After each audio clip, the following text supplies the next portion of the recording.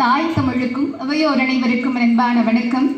பாரதி என்னும் பேராற்றல், அக்னி பிழம்பாய் அவன் பேச்சு, ஆயுதம் சொல்வீச்சு, இரண்டு கிடந்த மொழிக்கு ஈடிகை கொண்டு உலகறிய செய்த ஊன்றுகொள்ளை முண்டாசு கவி.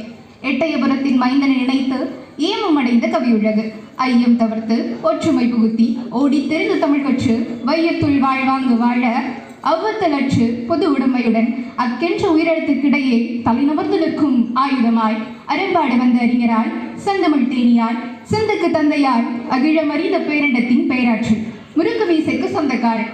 எட்டயபுரத்தின் அடையாளத்தை என்னவென்று புகழ உயிரிழத்தால் உமக்கு கவி எழுதினேன். உதிரத்தில் தமிழ் கலந்து நேர்கொண்ட பார்வையோடு நிமிர்ந்த நடையோடு நின்னை சரணடைந்தேன். வண்ணமயமான வாழ்வுக்கு வர்ணங்கள் தேவையில்லை என சாதியை எதிர்த்து போராடிய முண்டாசு கவியனே. சாத்திரங்கள் பேசும் சமூகத்தில் சாதாரண மனிதனும் சாதனை படைக்க உன் எழுத்துக்களை உதயாக்கிய புத்தகரே. காக்கைக்கும் குருவிக்கும் இவ்வுலகம் சொந்தமென சமூகத்தை சங்கீதத்தின் வழியில் நடத்திய மரம் பாட வந்த மரவணி நீரெங்கடின் பேராற்றல் தான். வாய்ப்பளித்தமைக்கு நன்றி.